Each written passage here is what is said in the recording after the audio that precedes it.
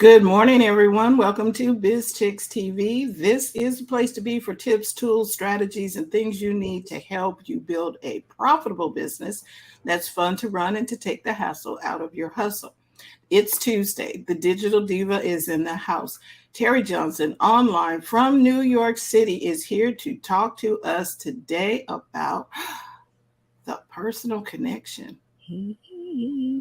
So that's what's happening today on Marketing Talks. What you need to do, what we suggest that you do, is that you sit back, relax, put your tray in its upright position, get a pen, get a paper, and take some really good notes that you are going to implement immediately. You're going to take action on. So without further ado, here's TJ. Hello, everybody. Welcome to another week of Marketing Talk, where we talk about marketing strategies. And marketing strategies, your content marketing, email marketing, branding, and personal branding, which we're going to talk about today. So there's a lot of factors there. And just excuse me for a minute. I thought I had my notes up, so let me I'm doing that while I'm talking. So, I thought I this had is, it. Yeah. we set your reminders for Tuesdays. Um, if you're on YouTube, you will get a reminder because you subscribe to our page or our channel. You subscribe to the channel and you turn your notifications on for this channel so that when TJ goes live, you will get that notification Yeah, for and some you reason won't my miss. notes are. I mean, I have them here. I wanted them to sync them, but we're gonna talk about the personal connection, which is your personal brand. And why did I come up with this idea? Is because of AI. Now we talked about AI a lot since I can't remember January, the beginning of the year, because that's when It been a little tail end of December going into January because it was yeah, but when did Chat GPT like explode? I think it was no was it November? November of 2022. Okay, November. So it's been so long that it I can't even remember like when we started talking, because there was a before Chat GPT and now we're in the aftermath of it. So I believe I said earlier this year that this was the year of content. And I said it was because of ChatGPT and other tools. And there was a website I mentioned called futuretools.io. And Yep. I said you could follow that because that the person that runs that, I think his name is Matt something, he has a YouTube channel. And he stays on top of like all of the changes in AI tools, whether they're generative, which is text based, or the imagery, which is the Mid Journey, Doll E, Stable Diffusion. There's a new one, Leonardo, that AI that lets you put in text prompts that create images that you need. So instead of you taking a photograph or going to Canva and making graphics, which I believe now Canva does let you do text to image. I They also, do. there's so many. What it is there's so many new tools coming out that no one can keep track of it. So this guy that runs the Future Tools.io, he tries his best. Even he has admitted like he can't keep up with it. So there's so many tools and so many things coming out. So what that indicates to me, or says to me, is that we're going to get to the point where these tools are going to make content like that. I mean, they already are fast. They're going to get faster. And I think I mentioned that the apps that we use, we're going to incorporate these AI features so you can make content right in the app. And so LinkedIn has started to do that. Mm-hmm. And I believe Instagram is working on it, and a couple others. So all of these little touch points, these little breadcrumbs say to me is that content is going to be easy. Like blink of an eye. I Dream a Genie. Remember I Dream a Genie? She used to do this and she blinked. And then, because when I was a kid, I loved all these magic shows. And then Samantha from Bewitched, she would do this or do her nose, and things would happen. That's what we're living in right now with content. Making content. So what? Let's back it up a little bit. So what I'm trying to say is that content is it a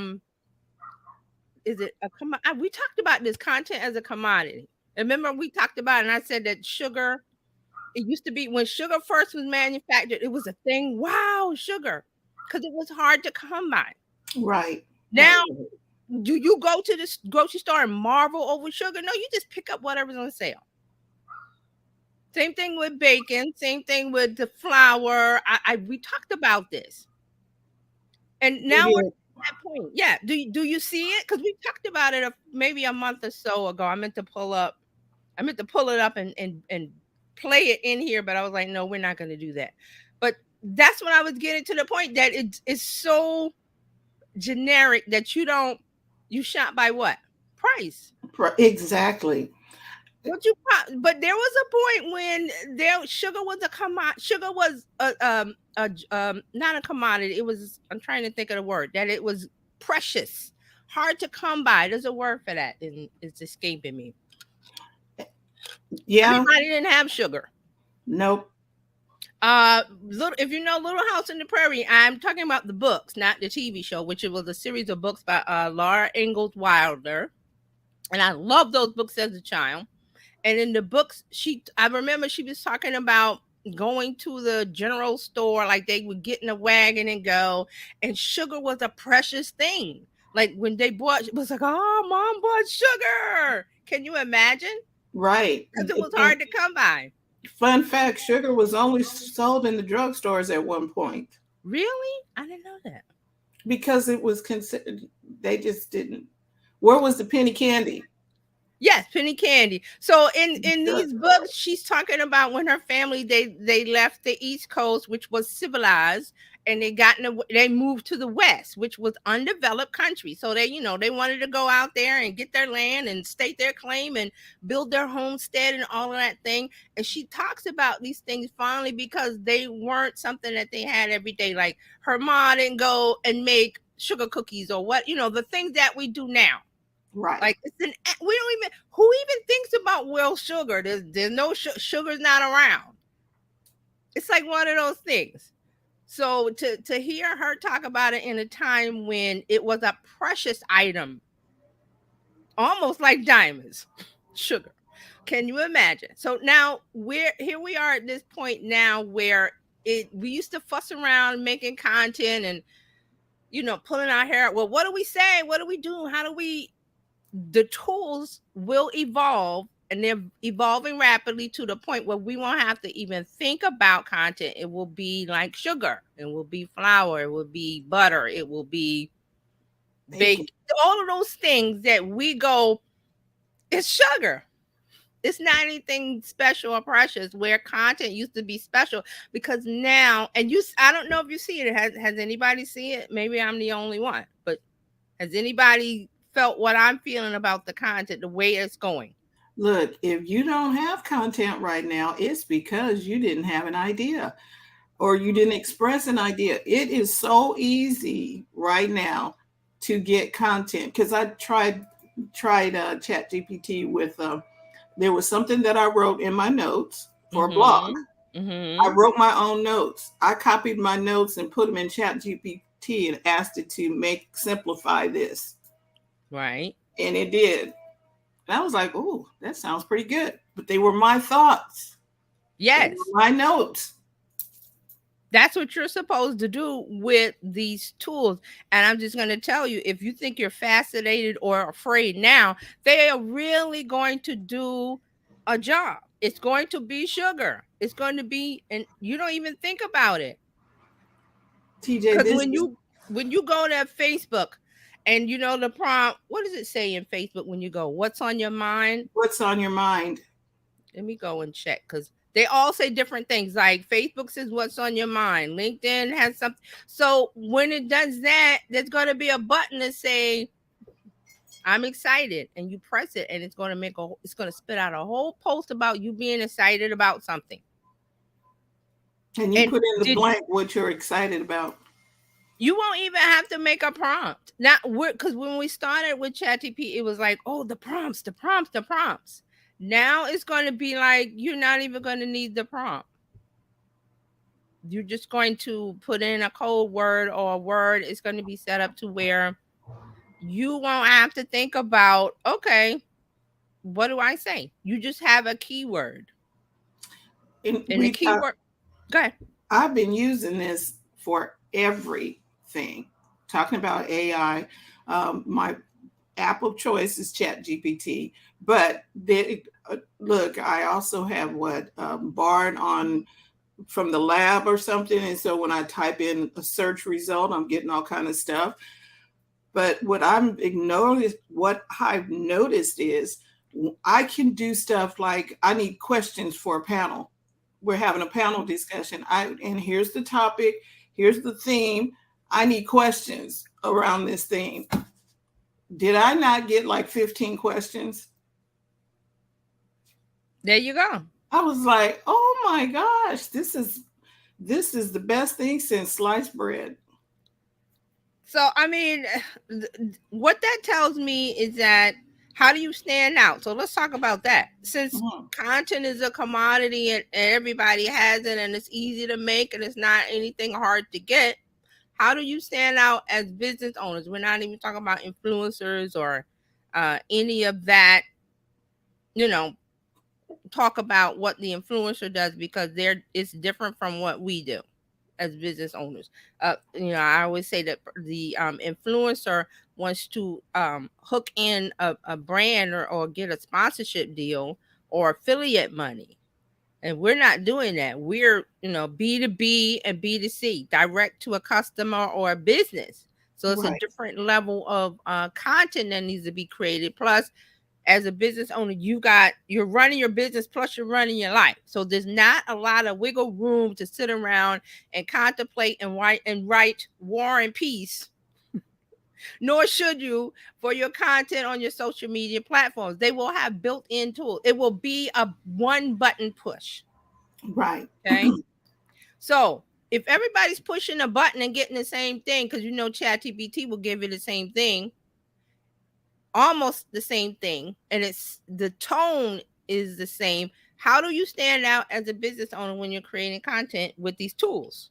While we were, Because you don't need the tool. You really don't need the tool to make content because you got this. right. You got a hand and you can, write and talk or a voice, and you can always say, if you're busy, speak it out into your phone. There's lots of tools that will translate your voice to text. Boom, there's your blog post, there's your podcast, there's your social media post, whatever little piece, your short, your YouTube short, your TikTok, whatever you're doing, your voice will turn into text, and there you have it. But what happens when everybody is making content with these tools and they sound similar? Because I see that. How do we stand out? While we are enumerating on that question, William said it's the best thing since filled sticks. Hey, William. So, I mean, I'm just like, I always say before ChatGPT and after, I'm like, don't take my ChatGPT, like MTV. Don't take my ChatGPT away from me. I could live without it because I have a brain and I have hands and I can come up with concepts and ideas. But the key to these tools, the AI tools, is they save us time. And the saving of the time is going to get shorter to where it's going to be a one button thing in whatever social media platform you use. And I see William has great content, great content. You got great content too. Yes, he says, I think the tools are still a data set of information, and we can still collect it and give our individual take on it. Yes, he says are. And you're absolutely right. That's where you go with it. That's why I'm talking about a personal connection. Because now, if everything's a commodity and everybody has access to the same set of tools and they spit out almost the same content, and you're going to what? Sound alike. You're going to sound like everybody else. Unless you learn how to fine tune the tool. Like you playing a piano. The piano has to be tuned or else it hits sour notes, right? It still will make a note, but it's off key. Can I make a, this is an observation. Have you seen the people who are on maybe Instagram or different places? They have the same hairstyle, the same, they do the same eyebrows, they do the same everything, and they all look alike. Yes.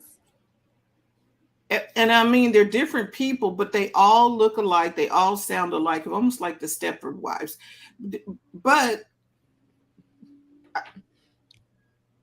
there are those who are online and whatever, but they have a whole different vibe than the people who look like the Stepford Wives. I'm talking about whatever culture you happen to be in, you know, if it's the straight hair with the, I'm just saying you can see the sameness. And you see the same. So that's what I mean when we were talking about a commodity earlier. You know, everybody does their hair the same. They do the same wigs, the same everything, and everybody looks the same. Yes. So let's explore that a minute, because this is going into fashion. So if a lot of people don't understand fashion or art, this is why. Because in that world, it's artistic, it's creative, and they never want to be like the other designer or be like an other artist. They make copy techniques, but that's a technique. Like with artists and creating different styles, like impressionism or cubism or what, there's a certain technique, but each artist within that format, they want to do things differently because they don't want to be like everybody else. Correct. That's the death of creativity, is, well, you conforming to be like everybody else. Everybody uses the same brush, the same paint color and whatever, but they create different things. So that's what we have to do with our content, and the only way to do that is with a personal brand. Right. Okay? William says, I have mixed kids haircut. A mixed kid haircut. Okay. Explain that one. Oh, Mark's there. Hey, Mark. And Mark has a comment. He said, for the mainstream, the problem with technology that saves time is that instead of shortening people's work days to indulge in life, corporate overloads will use it to increase work and eliminate people. True, but here's the kicker. We have tools now, available now, that if you don't want to be in a corporate cog, you don't have to. We're in an era where you can create whatever you want because of these tools, and this gets into mindset. You don't like your job, Monday morning rolls around and you're sick to your stomach. That is a sign that you need to find, and I hate to say this because it sounds cliche, find your passion. And what I mean is that thing that you would do for free. If your bills were paid and all your mortgage, and if everything was covered and you had no financial worries, all of that was paid, like it was paid up for a year or whatever thing you want to say, what is it that you would do happily?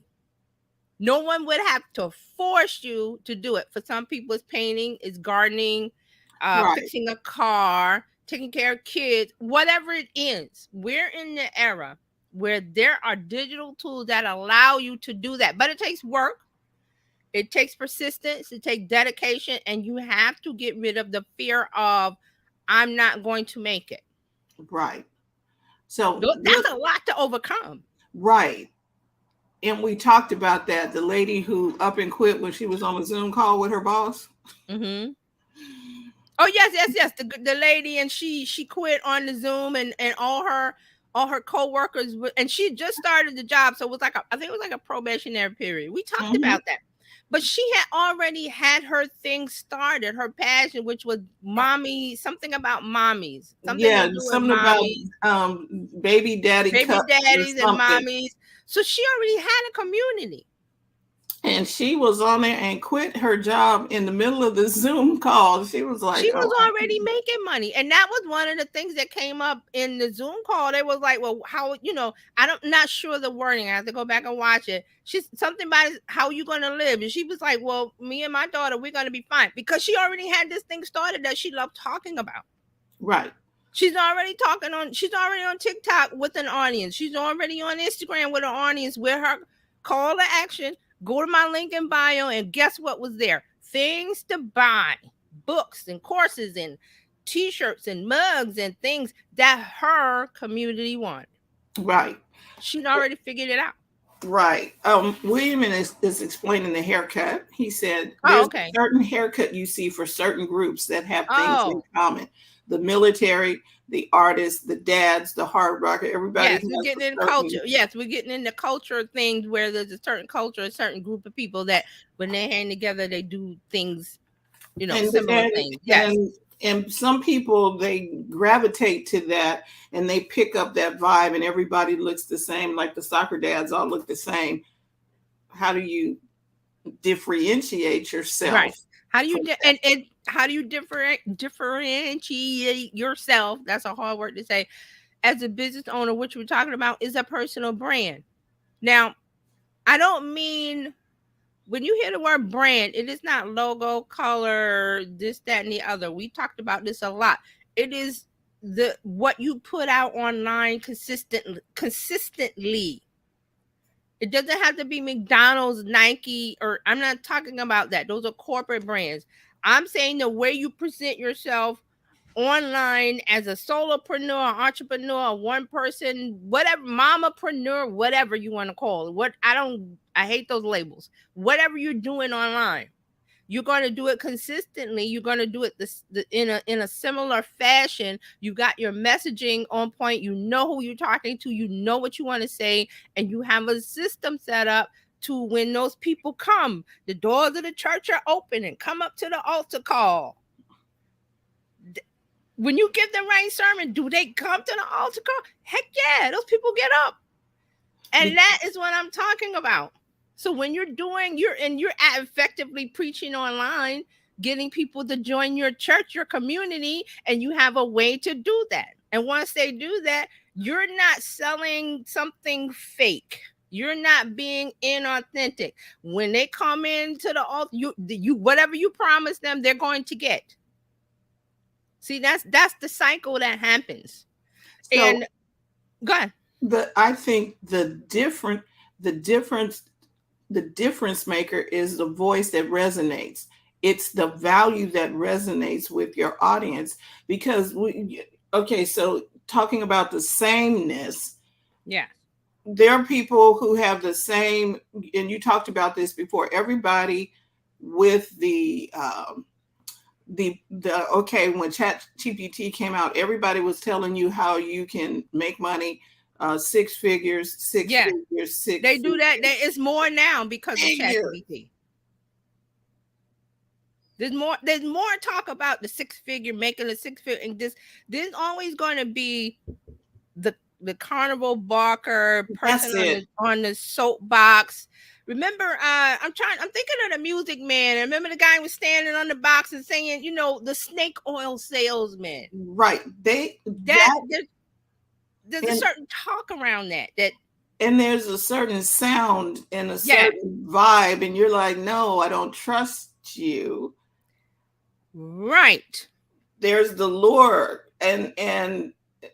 and that voice does not resonate with very many people because it comes off salesy and snaky, and we don't want inauthentic. That's inauthentic, and it's not something new. That's why I brought up the Music Man and I brought up the snake oil back in whenever that was, 18 whatever. Right. They were doing that, selling this tonic that's going to cure all your ills, and it was some colored water thing that they made up, bottled it up, but they had the guy on the soapbox, saying the right messaging. And you done pay people in the crowd to do stuff. William said the voice as the differentiator is the voice, your voice. And as soon as you open your mouth, people know.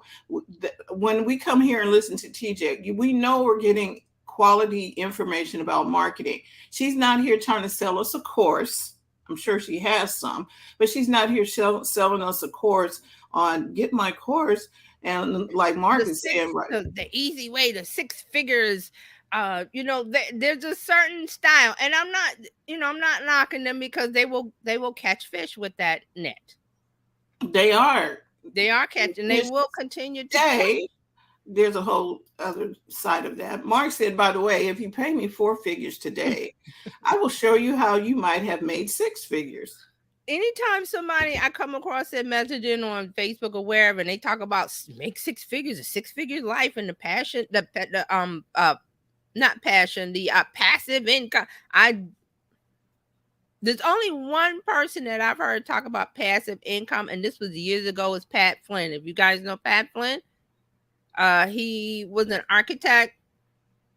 He in the early days of the internet when blogs were being a new thing, and he had lost his job as an architect, and he was trying to take a test or something about an architect test that architects have to pass, and if they don't pass it, they don't keep their job. So he figured out how to teach that. And he discovered, this internet thing, you make money with information and knowledge and courses. But now he's at the point today, and we're talking, I'm thinking early, like maybe 20, not 20 years, maybe 15, 18 or something. I'm not sure. But now he's at the point where he's made products for live streamers. He has a new course where he talks about, he's written several books. He talks about a lot of things concerning online business. Pat Flynn. Right. If you haven't heard of him. I have his business up. It's called Smart Passive Income. Right. And he's the only person that has said that, and I trust what he says, because that he was using passive income as a keyword because that's what it was back then. Everybody was saying the passive. So he was like, well, I got to use wording, messaging to get people to come in. But he's as genuine as you can come because he's laid out everything. Like he wrote a book.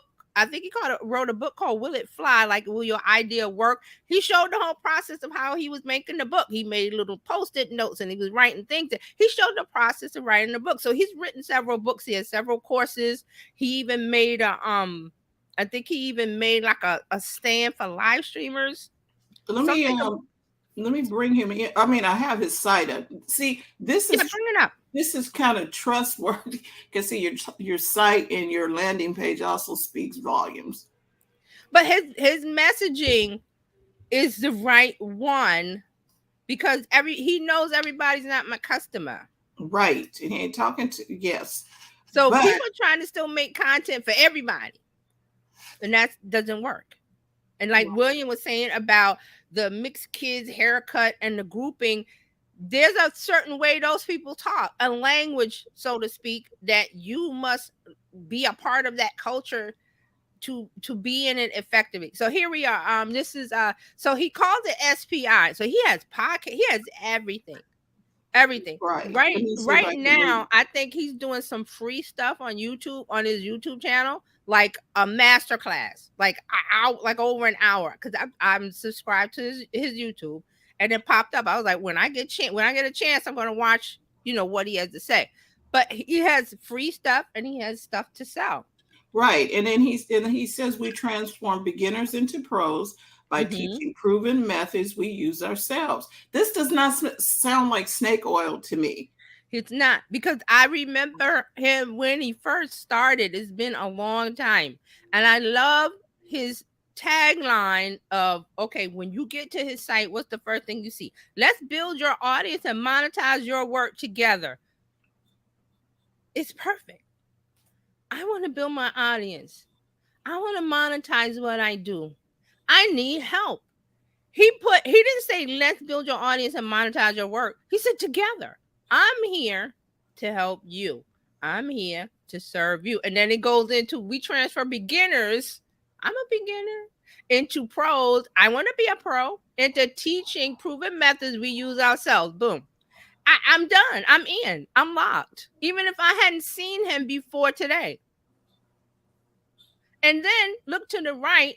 Well, I love his first name, email address. You want to get the email, and then it says "Let's get started." It doesn't say join. It doesn't say buy. It says "Let's get started." I want to start. Then over Right. to the right, he's got a pop up quiz, which is this is one of the big things with online businesses is to getting people to answer questions and putting them into a system. They call it a funnel. I call it a system where again you connect it. Right, and they're helping you.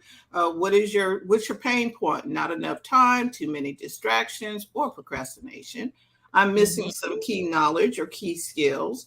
I'm too overwhelmed. I can't get motivated. So he's going to answer. He's going to try and help you where you have a pain point.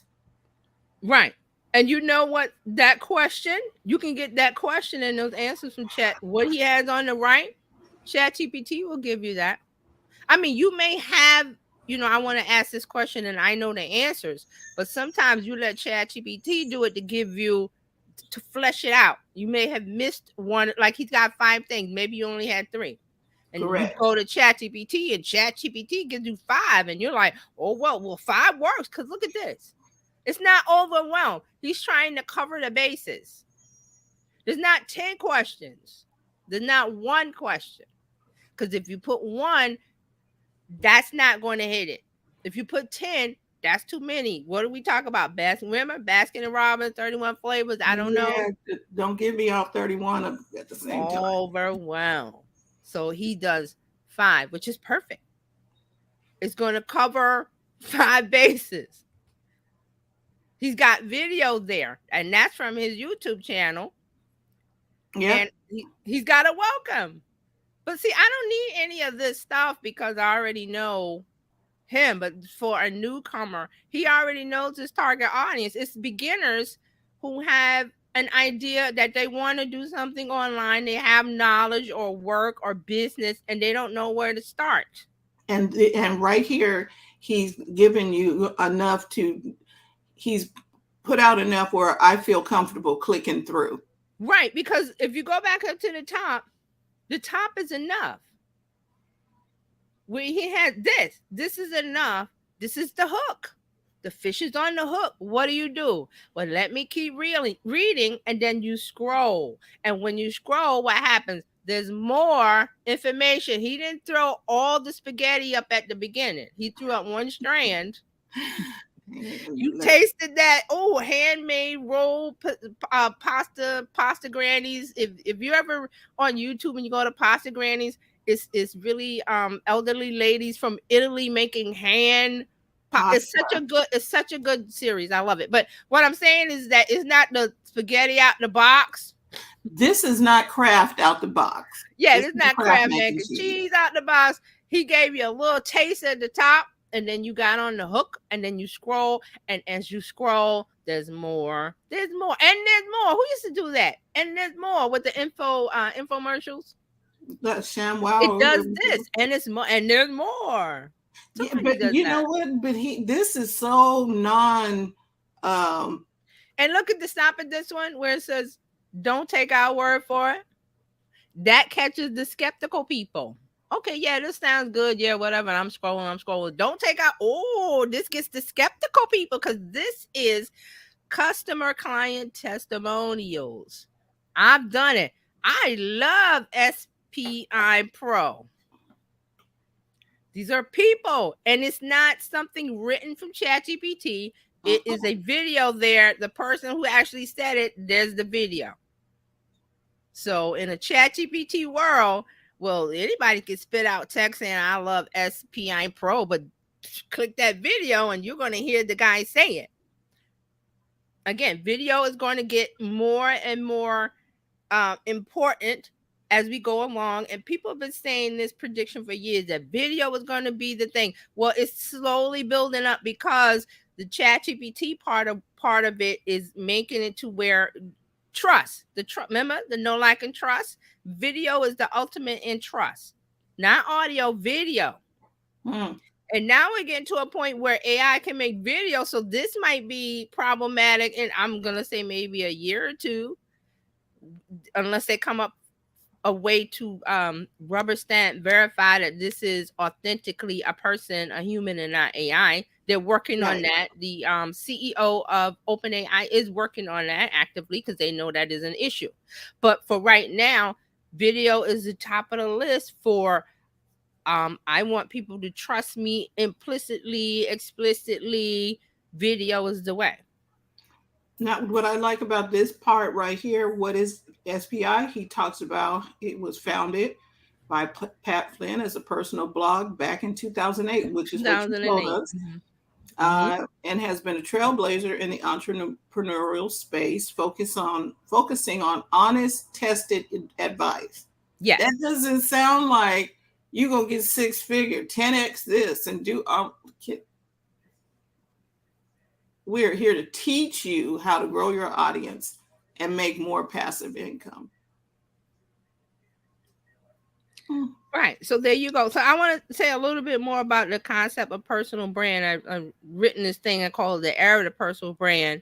Because this isn't new, but it surged in importance because we have digital products and tools. We started with social media, and now we have ChatGPT. So with the digital era, individuals have the tools to market themselves to wide audiences. Before, you had to run a TV ad or run a newspaper ad, which was very expensive. And if you had a brick and mortar in the town square, and how did you get traffic? Well, you had to run an ad somewhere that was very, very expensive back in those days. Now, social media is there, and it's free. They don't charge you to post. They charge you to run an ad, which is that's a different animal. But I'm talking about putting your message out there for free. It's still for free. Facebook could say, well, you get one free, and then if you want to do another one in the same day, it'll cost you 99 cents. Oh, I'm just throwing that out. But they're not doing that. So that is why you must take advantage of it now. You take advantage of the free while it's still free. You're also, as I said with the video, you can present yourself authentically, self presentation. Your online presence can communicate a lot about your professional and personal attitudes, good and bad. Good and bad. I'm not saying everything is unicorns and rainbows online, but you can, work your way through that. Personal branding gives you opportunities to get in front of new people, new eyes, which can turn into customers when you have the right messaging and the right system. There's the trust factor. I talked about that before about the video. There's that is very important to people when you're trying to get them to buy, especially if you got a course where it's like, well, it's $2,000 or whatever. You just expect people to click the buy button because you put it online. That's not how it works. That's not how it works. So you have to be a really strong person. Like Gary Vee could do that. He could put out a course now, $5,000. That thing will sell out in like 10 seconds. Because he has a personal brand. He's also a business owner, a businessman. He has a Vayner Media and different companies and stuff. But he has a personal brand, which the personal brand is just him presenting his thoughts, ideas, what's in his head, what's in his mind. What does he think about this AI? What is he has the latest video, he had something about NFTs and what's going on with that. He puts out his personal opinion, good or bad. He also puts out videos where he goes garage, he calls it garage sailing, where he goes garage shopping in New Jersey, to people's houses, and he sees what there's there, and he buys little mugs, and he says people make fun of him, but that's what he likes. That's what he likes to do. But because he does that, because he shows who he is, it disarms it causes you to trust him a little more. You understand what I mean? Because I don't feel like Gary Vee is going to try to take me to the cleaners. He doesn't do that. His message, the thing that comes out of his mouth, his voice, that's the voice. And not voice, the sound. No. His tone, his attitude, his brand. Do you get what we're talking about with a personal brand? It's not manufactured. It's not you're a journalist sitting at it, and today on the news. You're not doing that cookie cutter stuff. You're being you. Now, here's another part of this that he gets asked a lot. I don't want to share too much personal information. You don't have to. It's not called I 100% share myself online. It's called personal brand, which means you decide what you share and what you don't. Because Gary has 2 children. Nobody knows anything about those kids, maybe their names. And I think one of them's a teenager. He does not show his children at all. He stopped talking about them. He used to talk about them in the beginning. Now he doesn't talk about them at all. You see his dad and sometimes his mom and sometimes his sister and brother, but that's because those are adults and they agree to, he's at home filming and they want to be a part of it. So they already know their son or their brother or sister is going to be like getting the phone and showing when they're at home or if he's visiting one of their houses, but they never show the children. Right. None of the children. William says more relatable, and being more human. The personal brand, you mean more? Yeah, more relatable, more human, not perfect, and not teleprompted. We're not talking perfect. We're talking being authentically you. And there's another part where I hate to keep talking about Gary, but he's like the perfect example of how to do this, where now he's starting to talk about mindfulness and mindset and getting over the fear of, I think the last thing he talked about was being judged online. He says a lot of you don't make content every day because you have the fear of being judged by your family members, your community, your peers, somebody in your town, online, or somebody saying something. And guess what? He's saying you got to get over that. Right. If you're talking about building your business, that's what he's talking about. If you're just not into, I don't want to use social media at all, you don't have to. Nobody's forcing you. But we're saying if you want the opportunity that is there as a business owner and you want to say, well, how do I get in front of more people? Well, everybody's on social media. What do you have to do on social media? That's what we're talking about. Got to be social. And then see, and the other thing about Gary Vee, he tells you to play nice, be kind. He's doing a lot of kindness. I think his last book was about something about perfect parenting or something about parenting, and it's just a lot of topics that he's talking about, and most people go, oh, he's just a snake oil salesman. And I'm like, no, that's just his jerseyness coming and he's not snake oil. Anyway, Carlos says, I do it all the time. I show all my insides. I have no fear. My connections grow because people feel they know me before they meet me. So there it is from Carlos. He's running a business. He's doing things. Don't listen to me. Listen to him. He's doing it. And I know he's doing it because I follow him. So I know that he's doing it. So you don't have to listen to me. You can listen to him. I wanted to bring up a couple more things. That's why I'm looking at my notes. For some reason, they got out of order. So let's talk about how a personal brand can help the small business owner. We talked about a couple things. It's a powerful asset that it lets you get in front of new people. You get to show yourself. And here's a good reason why, as a good fit is the real estate industry. You're selling houses, right? It used to be, or even commercial. It used to be the picture of the real estate on the bench like this. With in the cheese. Don't see me when you're ready to buy a house. It on the bench, on a bus, on a billboard, on a bus thing, and that was very staticky. And it was always like I'm thinking Caldwell back. Is that still a thing with the gold? They used to have the little gold jackets on. And yeah, that company. And it was all perfect. You had to have the perfect hair, the perfect shoes, the perfect jacket. Smile. And I'm going to tell you now, the buyers that you work with, or they don't want perfect. They want somebody they can relate to that's going to help them and help trust and put them at ease through this whole process. There's a list of things I want as a buyer. How's the neighborhood? How are the neighbors? How's the schools? I got kids. How the school system is? Their park nearby? Is the girl? What is the shopping nearby? What is the this? All of those touch points you answer as a realtor. You Right. do that now.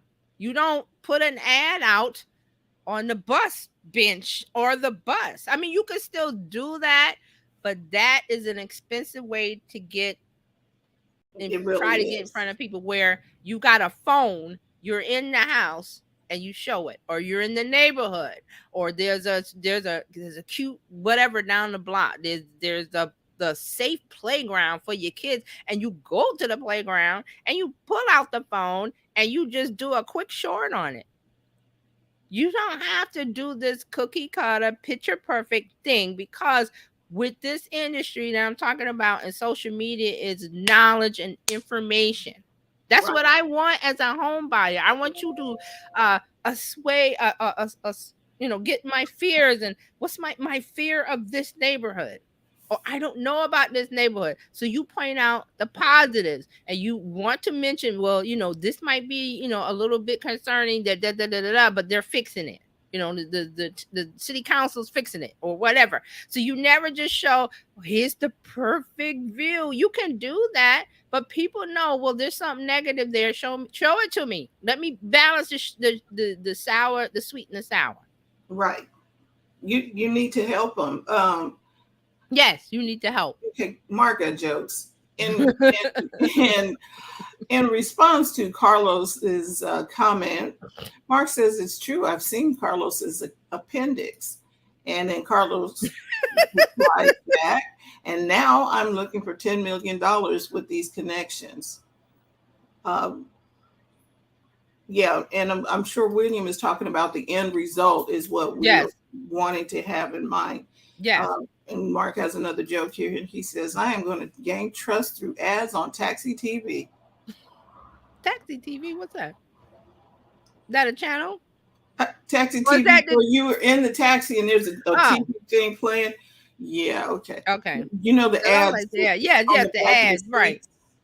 And then William says, "I swear it feels like I'm sitting with you two at a coffee shop." Thanks, Oh, thank William. you, William.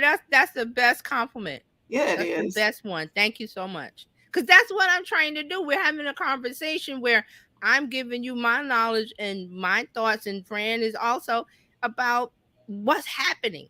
And the thing is that you could go. I always say you could Google stuff, but is it fresh? Is it right? Is it, you know, is it information that's been refreshed? Because things change in social media so fast. You can see what happened in November. ChatGPT just showed up and it just turned over the apple cart, and people just like didn't know what to do. What? Ah, So I mean, that's what we're trying to do. So let me get back to this. I had a list of things that I wanted to a strong personal brand can benefit a small business owner. Trust and credibility. We talked about that. When people prefer to do business with those they know, like, and trust. When a business owner has a personal brand that resonates with authenticity and expertise. Remember, expertise. Being authentic, yeah, okay, but do you have the knowledge? I have 18 years experience in real estate. You don't lead with but that's one of the ingredients in the soup. right. Okay, when I start to investigate you further, I see that you got the knowledge. So that's what you want to have too. So you want to have the authenticity and the expertise. So that's because you want people to trust you, because you're not going for the sale. Boom. People don't buy that. Well, I'll take it. They don't do that. They gotta look around. They gotta feel it. I gotta talk to the wife. I gotta talk to the husband if they're not together. Same thing with cars. They go around and look. You go in the showroom and look in the car, and there's certain things that has to be done. Touch points. Okay, so also small business can all compete in saturated markets. A unique personal brand can help a business stand out from its competitors. Mm, Unique personal brand. Stand out from your competitors. That's what I said at the top, was that okay, there's so much stuff. How do you stand out? You got to stand out. Okay. So it's the person you want to do a personal choice, story, values that can make a difference in your clients or the customer's choice when they're making a choice. And yeah, well, okay. Also, the loyalty and community building. Customers who feel connected to a business owner's personal story or values are more likely to become loyal advocates or customers for the business. So they're supporting the person because they believe in what they have to say, what they're offering. Also, personal brand humanizes the business. So we're in the and we're in an area where people don't want to show their faces, as in corporations. Nobody wants to be the face of the brand. The CEO should be the face of the brand, but they don't want to do it. I So, remember. okay. I remember one CEO was the face of the brand while he was there. Mm-hmm. T-Mobile. Yes, that guy. That guy from T-Mobile, and I don't know about the new guy, but Mm-hmm. he had a thing where you saw him walking in the park, Yes, and because he realized. Yes, he was connecting with the T-Mobile customers, and I was that's what you like, want to do. oh my gosh, he's actually talking to people in the park, and they were DMing him and asking him questions. Yeah, real human stuff, real people stuff. Wow, what a concept. And he was interacting with the end user.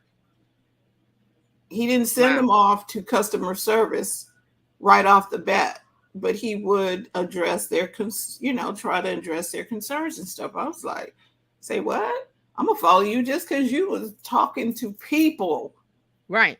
So you want to be, it humanizes the brand, especially when you talk about a big corporation like we're saying about T-Mobile.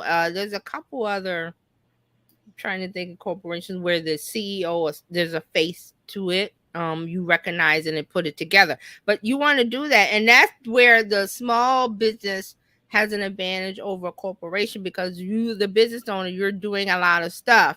And like I said, you don't want to, go out there and just let everything on the table, but you're saying, hey, you're just introducing yourself. And you make a short, and here's the key, you make a little short reel, a little short video, YouTube short, and you make it, and guess what, you can pin it to Instagram, to your profile, so it's the first thing when new people discover you. There's a little quick video, and it doesn't have to be, and I'm not talking about, well, you sit there with a jacket and tie on and you're the news and you're the journalist, and it's not that. It's just, hey, I just want to give you a quick video for those new people who are following. Maybe you don't know much about me. I do this, I do that, I've done this, I've been, doing this for 18 years. I have this thing, I have do that, and I do that, and I hope you follow me. And then you say, okay, see you on the next one, whatever you want to say. But you're going to say it your way. There's no script for that. Now, if you need a little help with that, ChatGPT is your friend.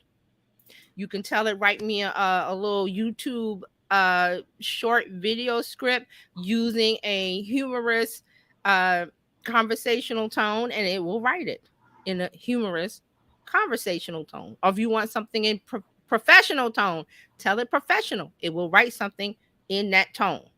Yeah. You want to be sarcastic, it will do sarcasm for you. Whatever you tell it, it will spit that out. So see, that's where you can get the help from. And this, the thing that I was just saying was just something off my head. So that's what you want to do, because there's the authentic between me and you and the camera. That's the connection. So you want to do that. I had a couple more. My phone went to sleep. All right, so humanizing the brand, also increasing online visibility. A strong personal brand translates into a robust online presence where you're making a connection. You're making a connection with your audience, because remember, in your audience is what? Your future customers. If they're not customers now, they're going to be customers if you keep doing what you're doing when they're ready. So it can drive more organic traffic to your website, to your social media platforms, wherever the goal is you want, your podcast, whatever it is that you want to drive the traffic to, and improve your search engine rankings, and just increase your visibility online. Because we were talking about visibility and discoverability, especially when that B word platform came around. I'm not going to talk about it. BLAB years ago. Mm-hmm. Remember? So that was like a big thing that people wanted. You can get visibility online now. You just have to do a lot of work. And that's why we're talking about the personal brand. I think that's it. I think one of the things is this is not a quick overnight something. This is, you said it at the beginning. It's going to require you to be consistently showing up. And Yes. if you're not, or if we are not willing to show up every day and say something, then we won't be noticed. Right. And this is not, it's not difficult. It's easy, but it's hard. You know what I'm trying to say? It's easy because you have a phone. You don't need to go and buy fancy equipment. You don't have to get the latest 4K, 8K, 12K webcam. And I need this $200 podcast mic to do a podcast. No, you don't. You can work up to that because you bought this phone. That phone that cost, what does it cost? Over 1K? That phone that you bought? Mm-hmm. It does all of that. It takes 4K video. It takes 4K pictures. It has sound quality. You can get a little inexpensive mic that plugs up here in the bottom. And matter of fact, let me show you. I have one, and I think I spent $20 on this little thing. I rarely use it. This little thing, it costs like $25 on Amazon, and there's a little thing that plugs in the back. So if I want to talk, I can just start and just talk. I can talk and make a podcast. I can talk and make, I want to make a social media post. I can talk and it will do that. I could, all those things that we mentioned. You want to do that. You want to just start because, and before you do that, you got to know your why, and you should know that. You should know your why. You Why should know are why you're doing it. why are we here? I And mean, Pat, what is that's the beginning to everything. Why do you want to do this? right. And Pat Flynn was a good example, and he put his why. It's there. He put it there. Is when you go right there. It's that top section, and he's refined it because he's been doing it since 2008. I was like, wow, he's been doing it forever. That's But a like long I said, time. he started out. It was the early beginning of online blogs and websites, and he started out with his knowledge of some tests that they have to take. And I'm pretty sure if you go to his about page or you dig somewhere, that story's there. But that's the story that I remember, that he figured out, oh, I could sell this, I think it was the notes on how to take the test or something about taking the test, and it was like $20. And the thing just kept going and going and going, and he evolved into what he has now, which is actually he's a teacher. Right. And he's sharing his wealth of knowledge, but in a way that is trustworthy and Yes. honorable. He's But not But he built the trust up with the personal brand. right. Not that he was doing that at the beginning. Nope. He And was just being online. I think he was just helping people at the Right. beginning, Right. just offering, and like you talked about a couple of weeks ago, offering value Mm-hmm. for people. Mm-hmm. Carlos has a comment here. He says, this was in response to an earlier portion. That's what I'm being told. I don't even need to tell people what I do and my knowledge. They already know by watching me and who I know. Carlos, I love you. I love you. Because he's just here. To me, it's validation of what I'm saying. That he's doing it. Yeah. And we throw out gardening and fishing. It's just all of those things that you do to cultivate growth. What does it take? You have to fish, and you have to sit there and wait for the fish, but you've got all the right tools. Right. Gardening, I want tomatoes. Well, what do? Step one, do this and that, and you got to get the tool, and you put the seed, all of those things. But it takes patience to have that the growth cultivated. But you have to keep doing things to cultivate the growth. I don't understand why people think, well, it's social media is an ATM, and I put a card in and money spits out. And then when it doesn't happen like that, especially with ads, it doesn't work. Social media doesn't work. Yes, it does. If you know the right things and you have the right tools and you have a system, once you put that system in, it just flows through. And you periodically maintenance on it and check if the little valve is working or the little thing, and that's it. Once the system is built, it's just maintenance from there on. Mark's comment here says one of the biggest struggles that I had early on was resisting the fact that the greatest differentiator between me and others in my field was me. I am the difference. Yes, you are the difference. Thank you, Mark. And it's because people think they're going to be Kim Kardashian online and get whatever millions of followers that she has, or one of the Kylie, or what one. Just name one of these celebrities, and they have all of these influence these numbers and followers. A lot of it is bots, I'll tell you that. But that's another story. We're not going to talk about that. But just because you have the numbers, that doesn't make them buy anything from them. I got 200,000 followers on Instagram. Are they buying? That's what I ask. I see it all the time. And I have a little tool that I go for Instagram, and I look and it shows me the engagement. I'm like, you got 200K people, but your engagement is like 0.3%, which is supposed to be 3%. 1 in 3. So I'm like, I look at that and I go, you're posting and everything looks good, but there's no engagement here. So that tells me that you're probably not making as much as you put on. That's what we were saying earlier about the snake oil salesman, the people that put on that their content looks so slick and so good. That's great. Did they buy?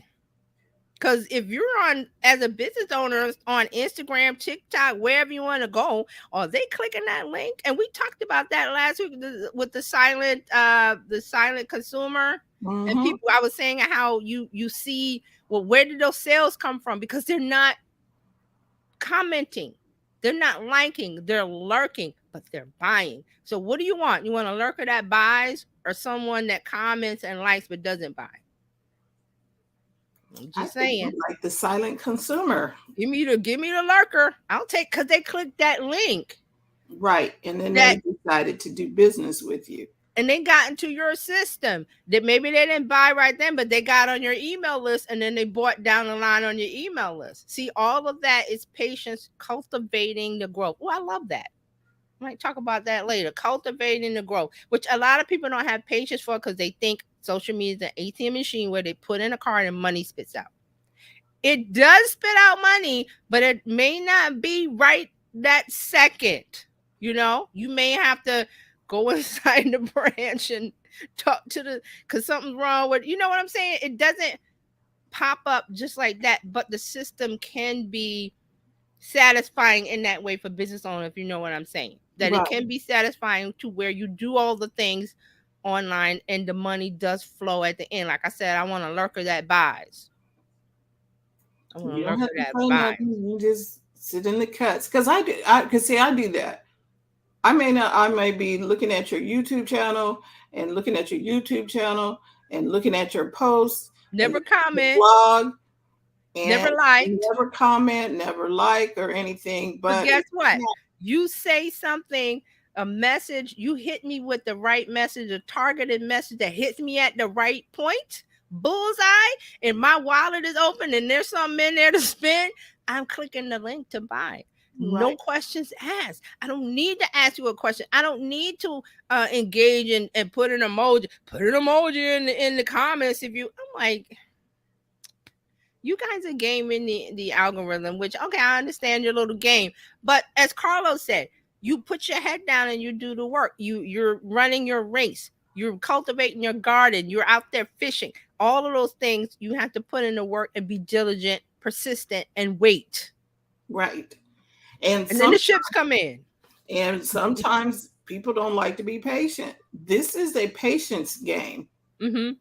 And this is one of the things that Gary talks a lot is about putting out content all the time. He's not saying put out content. He's like, I wish he would say your message, because that's really what it is. The message for the right person at the right time. And that's what marketing is. Messaging for the right person at the right time. That's all marketing is. Right. And everybody is not ready when you want them to be ready. And there's no cheat code. The only cheat code is I put up my last Instagram post. If you guys want to go over and look at it, I'm trying to remember what I said. But that was the cheat code. I put that up. Oh, everybody's looking for the cheat code, the easy way out. Well, how do I get that 6-figure? How do I make them buy? You can't make people buy. Messaging for the right person at the right time. It's just like in real estate.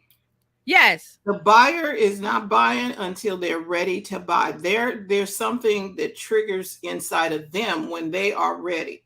Yes. I just need to be ready when they're ready. Right. And when they're ready, what do? They call you right up. They run right over. Give me this house. Don't sell it to anybody. I want this house. Right. They will come when they are ready. My job is to keep talking to them and to offer them information and keep, what we call our EIEIO, educate, inform, entertain, and then make the offer. Right. And we're not talking entertain TikTok videos and dancing and pointing and playing and all of, no. It's messaging. Plain and simple. Carlos has Mark has one too. All right. Wait a minute. He said, analytics have revealed that I am suddenly much more popular in France than the US. I am the Jerry Lewis of life strategists. But hey, guess what? You can work with somebody in France. There might be some, little roadblocks because different countries, but there's no geographical barriers anymore where, okay, I got to get on a plane and go to France and talk to a client. It's like Zoom, or whatever stream, whatever choice, FaceTime, do it. And then Carlos said it took me 10 years to build a super high-end technology to compete with massive businesses, all in secret, but with connections due to my content. See, and that ties into the I don't know if you guys were here. Everybody was here last week. I think we talked about the silent customer, and I told the story of Ryan Serhant. Serhant. The Serhant, the celebrity real estate guy, and he had a story where he met a lady with her baby in Starbucks and gave his card, and it took 10 years, and she finally bought something from him. But when she bought, it was big. We're talking millions. So he put 10 years in of sending emails, not knowing if she was there, not knowing if she was interested, because there was silence there. But when she was ready to buy, because I think they had another child or whatever, or something happened, like Fran says, something happened and they're ready, he was right there because he kept sending the emails. And most people would give up. But if you don't give up, you might give up right before the magic happens, before the sales happens. But you'll never know because you gave up. Right. So, and what I'm saying is that as business owners, if you don't, want to use social media, you don't want to do these things, fine. Nobody's forcing you, but I'm saying that this is the way. It used to be run an ad on TV, very expensive. Run a billboard, very expensive. Direct mail, very expensive. Do a radio ad. Who listens to the radio? Those things were very expensive, and now we're in the era of ChatGPT. Easy tools, some of them free, low cost, but everybody's making content with them. And how do you stand out is your personal brand, which is your messaging as you, being authentically you, having the right message, consistently saying it over time, and not giving up.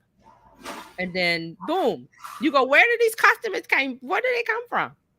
Like we said last week, the lurkers, the silent people.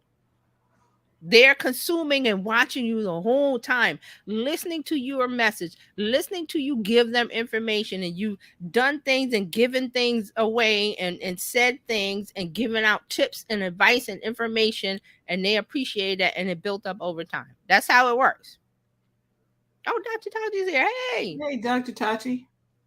And Carlos has one more comment, and then we'll Carlos says, even my new internet box that can help concert productions in deserts and can offer vendors and production people with a wireless internet pipe from cell towers up to 20 to 30 miles away.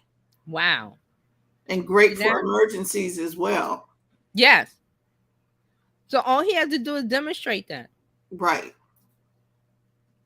And, you might want to, if you want to do it, you can run ads, but I'm just saying with your ads and spending money, make sure your messaging is on point first. And how do you do that with organic, which is what he's doing?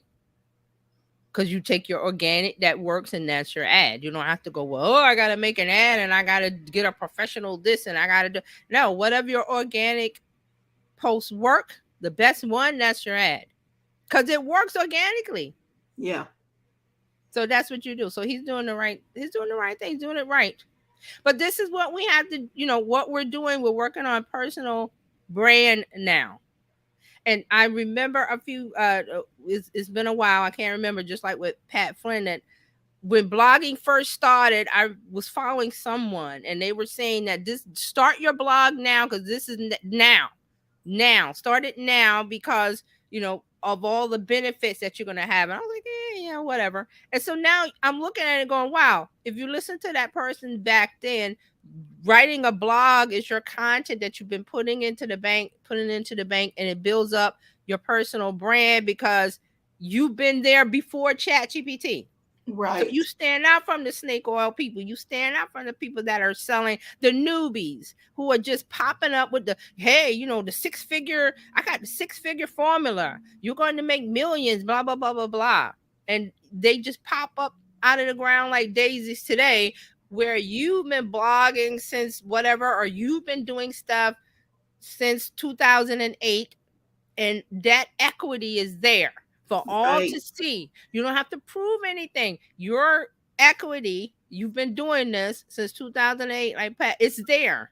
So like with Carlos, he's been doing it. It's there. No one can take that away.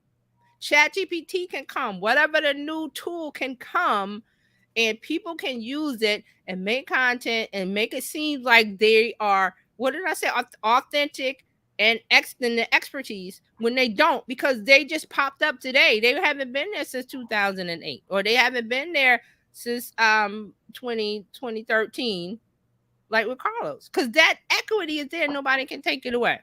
Yes. That, and it's not too late. It's still not too late. Mm-mm. It's not too late. You got tools. I always say YouTube. YouTube is going to be that thing that's going to stand. It's been around since 2004 or 5. Right. It was there. It was there before Google bought them. It was before the digital age officially started. YouTube was already there. Right. So if you're thinking about where I want to start, YouTube and Facebook. You don't have to do TikTok. You can if you got the bandwidth, but we've talked about TikTok. Right. So that was what I wanted to bring to you today about the personal connection between you and your business, building a brand, and not the logo and the color. And it's your messaging, it's who you are, being consistent and doing the work, and just doing those things to facilitate and cultivate the growth. I would say, Carlos has a comment. He said, okay, we will be streaming from the Arctic Circle. Ooh. See, now that's promising, because that's impressive. Yeah, because getting out there to the Arctic Circle, and they got really good stories out there that we don't hear until they film it and bring it back, but nobody actually stream from there. Right. So these are things that's happening. I don't want you to be afraid, because ChatGPT is here and everybody's making content and it sounds the same and everybody's cookie cutter. You stand out by being different. Your story. Yes. Your story. Who's lived your story? Only you. There might be some people that have lived similar, but not the same. So. Right. And your story will inspire somebody to live their story. Don't say, well, who wants to hear it? There's somebody that wants to hear it. There's somebody who needs to hear it. Somebody who needs, yes, that's more important. Somebody who needs to hear it. So messaging for the right person at the right time. That's marketing. Ooh, I like that. We might have to write that down. That's my new definition. Yeah, that's how I see it. And because when I was in school, it was the 4 P's of marketing. Yeah. I'm like, okay, no, that's very not scientific. That's very educational. Yes, okay, but we don't live marketing that way anymore. So messaging for the right person at the right time. And we've got the tools that allow you to do it. We've got social media, we've got ChatGPT, and whatever else is coming. Because I didn't see ChatGPT coming at all. It just came and knocked us all over. So they're here to stay. People gonna make content. I said before that they're gonna make crappy content. Let them. You're gonna make good quality content. You're gonna be the Belgian chocolates. You're gonna be the Swiss chocolates versus Hershey's. Not that there's anything wrong with Hershey's. I love Hershey's, but Yeah, sometimes you want a Godiva. Sometimes you want yeah, we want the uh Godiva. I like the Teschers, which is the chocolate they make here, and is a shop here, and they make with champagne. Oof. Yes, But that's special occasion chocolate. Yes, and on the West Coast we have Ghirardelli's from San Francisco. Yes, Ghirardelli's. Yes. So that's what I'm saying. That you want to be, and all of those things are branding. Yes. We just mentioned brands. That's what it's about. Okay, so get to work on your brand, and it's not your logo, your color, and I gotta do this and that. It's your messaging. Get it right. I love this. Know your why. Who are you talking to? What are you trying to accomplish? What's your goal? How do I get there? Boom, you're good. Okay, and that's it for today. So you need to follow TJ. TerryJohnsonOnline.com/info. You can follow her, Terry Johnson Online, everywhere. Yeah. Follow. You can send her DMs. You can join the Discord. There's so many ways to connect with her. Use your connection of choice. Yes. And then ask questions. We here at Bizchicks, we want to hear from you. What's working for you? Yeah. Because that's how we find out about new things going on, because our community talks to us about it. So right. If you would like to become a part of the Bizchicks community, you can text Biz to 33777, or you can simply go to bizchicks.net. There is no cost to join this community. And we're not going to spam you. We're not going to do all of that. We just want to help you take the hassle out of your hustle. Yeah. So you can build a profitable business that's fun to run. And TJ will be back here next week. And actually on Friday. Mm-hmm. Yep. We'll be back on Friday talking tech. Woo! So much to talk about. So we will see you then. Make sure to have a good rest of your week. Yeah. And enjoy it. We talk to you Thank soon. you. Thank you, everybody, for all the comments and watching. And we'll see you next time. Yay.